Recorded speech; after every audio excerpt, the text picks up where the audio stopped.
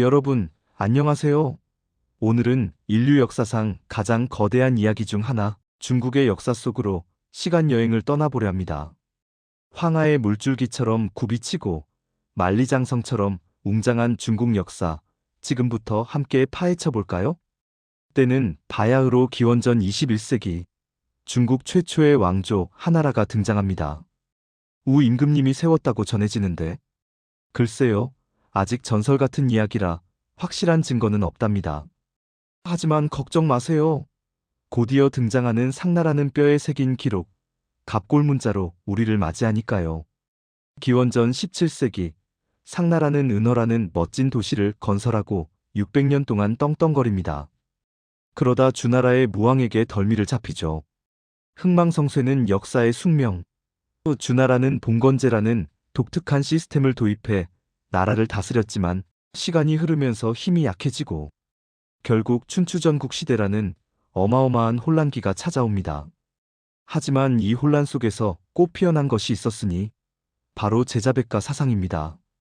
공자님, 맹자님, 손자님, 한비자님.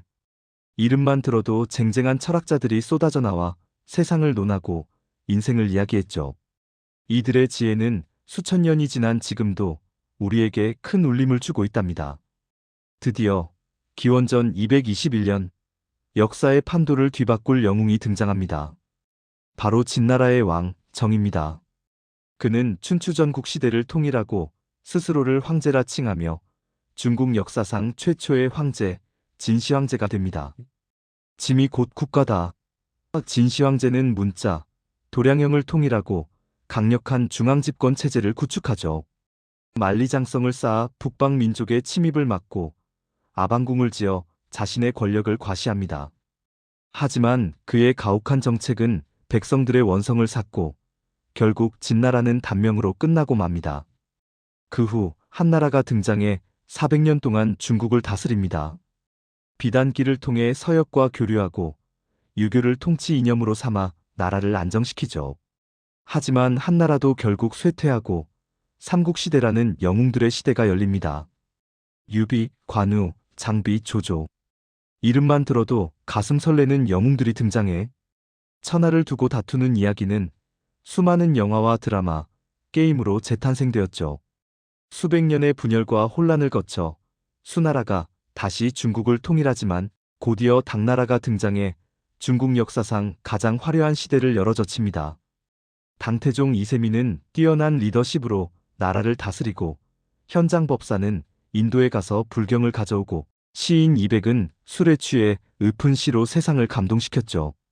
당나라 이후 송나라, 원나라, 명나라, 청나라. 수많은 왕조들이 흥망성쇠를 거듭합니다. 칭기즈칸의 후예들이 세운 원나라는 드넓은 영토를 자랑했고 명나라는 자금성을 건설해 황제의 권위를 드높였죠. 청나라는 마지막 왕조로서 중국 역사의 한 페이지를 장식합니다. 하지만 19세기 서구 열강의 침략으로 중국은 위기에 빠집니다. 이때 순원이라는 혁명가가 등장해 신의 혁명을 일으키고 중화민국을 건국합니다. 그는 삼민주의를 주창하며 중국의 근대화를 이끌었죠. 하지만 그의 뜻을 이어받은 장제스와 마오쩌둥은 서로 다른 이념을 추구하며 갈등하고 결국 국공내전이 발발합니다.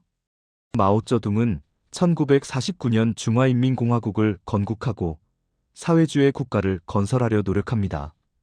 하지만 문화대혁명이라는 과오를 저지르기도 하죠. 마오쩌둥 사후, 덩샤오핑은 개혁개방 정책을 추진하며 중국 경제를 비약적으로 발전시킵니다. 그리고 지금 중국은 세계 경제의 중심 국가로 우뚝 섰습니다. 드넓은 영토, 유구한 역사, 수많은 영웅과 혁명가들이 만들어낸 중국의 이야기는 아직 끝나지 않았습니다. 앞으로 중국은 어떤 역사를 써내려갈까요? 우리 모두 함께 지켜보도록 합시다. 오늘 시간 여행은 여기까지입니다. 다음에 또 만나요.